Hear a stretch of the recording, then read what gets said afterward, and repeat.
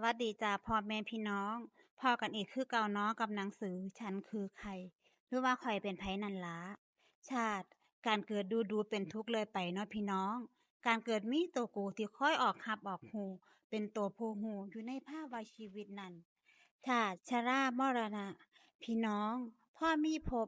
สิ่งที่ตามมาก็คือชาติตัวกู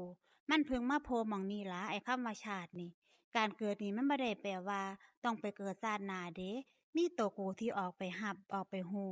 กูผู้อยู่ในภาวะแบบนั้นกูที่เป็นแบบนั้นกูที่เป็นแบบนี้เดี๋ยวนี้ขึ้นมาทันทีเลยเนาะพี่น้องมีเรื่องหนึ่งที่เขาบอกกันมาโดนแล้วเนาะนิทานโบราณเพิ่นเว้าให้ฟังมีคนหนึ่งเป็นผู้ใหญ่บ้านแล้วมื้อหนึงเพิ่นก็ได้รับคัดเลือกเป็นกำนันเพิ่นก็เฮ้อความเป็นกำนันของเพิ่นหลายเนาะพอกลับมาบ้านบ่ยอมกินข้าวกับเมียมึงน่ะมันเป็นเมียผู้ใหญ่บ้านกูเป็นผู้ใหญ่บ้านตอนไปขอมึง แต่ตอนนี้กูเป็นกำนันแล้วพอจังซั้นแล้วกูสิบ่กินข้าวกับมึงอีกแล้วเด้อเพราะว่ากูเป็นกำนัน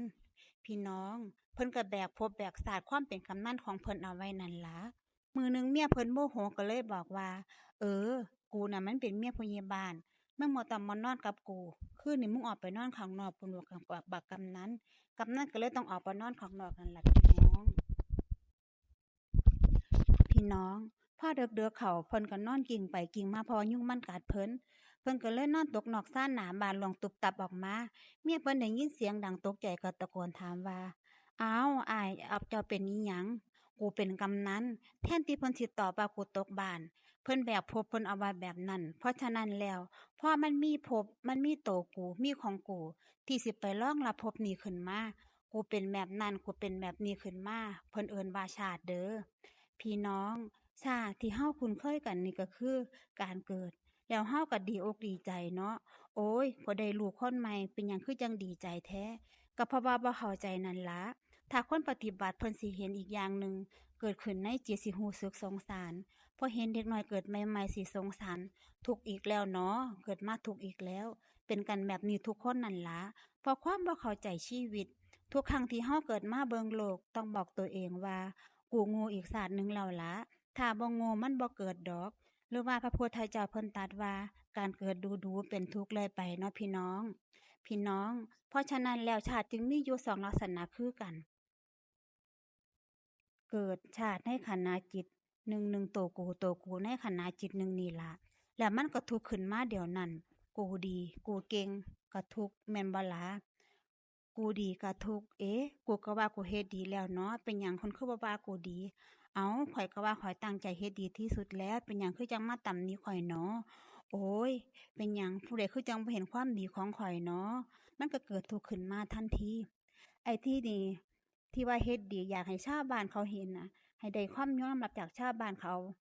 น้อยคนล่ะที่สิซุ่มเงียบเฮ็ดดีนั่นเนาะคนเดี๋ยวนี้สิเป็นจังซี่กันไปหลายค่านี่พอมีการเกิดก็มีชรามรณะโศกะปริเทวาทุกข์โทมนัสอุปาญาตามมาเป็นกระบวนการเลยชาติคือการเกิดชราคือการตั้งอยู่แล้วก็มรณะคือการดับไปเกิดขึ้นตั้งอยู่ดับไปอยู่ตลอดเวลาคือจังเฮาโยนก้อนหินขึ้นไปเทิงฟ้าก่อนที่มันล่วงลงมามันก็เกิด ขึ้นอีหยังก่อน มันสิหล่นอยู่ขนาดหนึ่งนิดหนึ่งแล้วมันก็ร่วงลงมาพอสุดกำลังสุดแรงของมันเป็นอยู่แบบนี้ตลอดเวลานั่นล่ะเพราะฉะนั้นแล้วไอ้ตัวกูเองก็บ่เที่ยงดอกความรู้สึกว่าตัวกูพอเกิดขึ้นก็ดับไปบ่ได้มีความรู้สึกว่ามีกูอยู่ตลอดเวลาไปสังเกตเบิ่งเด้อขณะที่คิดรู้ทันบ่ขณะที่ปวดแล้วรู้ทันมันบ่ขณะนั้นมีความรู้สึกว่ามีตัวกูอยู่บ่มีแต่ตัวผู้รู้ และสิ่งที่ถูกฮู้อยู่ขณะหนึ่งแค่นั้นเองนี่คือภาวะแห่งชาติแล้วชาติเองก็ตกอยู่ใต้กฎเกณฑ์ของไตรลักษณ์ก็คือการมันบ่เที่ยงบ่ทนบ่แท้จึงมีชราและมรณะตามมานั่นล่ะพี่น้องที่นี่ถ้ามันเกิดความบ่เข้าใจพอมีชาติชรามรณะเกิดขึ้นตั้งอยู่แล้วก็ดับไปก็เกิดความเศร้าโศกลำไรลำพันธ์บ่สำบายกายบ่สำบายใจคับแค้นใจตามมาเป็นกระบวนการเลยเด้อนี่คือวงจร แห่งทุกข์มันจบหม้องนี้ล่ะพี่น้องพอมาถึงหม้องนี้แล้วเป็นจั่งใดต่อล่ะพอมาถึงจุดนี้แล้วก็ก่อให้เกิดอาสวะนั่นล่ะที่เว้าให้ฟังตั้งแต่มื้อแรกแล้วพอเกิดอาสวะแล้วอะ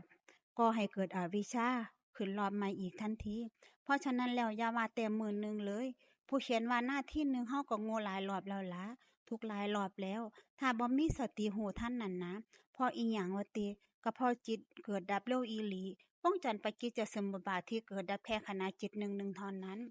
ถ้ามาคิดเป็นวินาทีสิสักเท่าใดดีล่ะ พระพุทธเจ้าเพิ่นตรัสเปรียบเทียบแบบนี้นะ ดีดนิ้วเที่ยหนึ่งจิตเกิดดับเป็นแสนโกติขณะเลย โกติเท่ากับ10 ล้านแสนโกฏ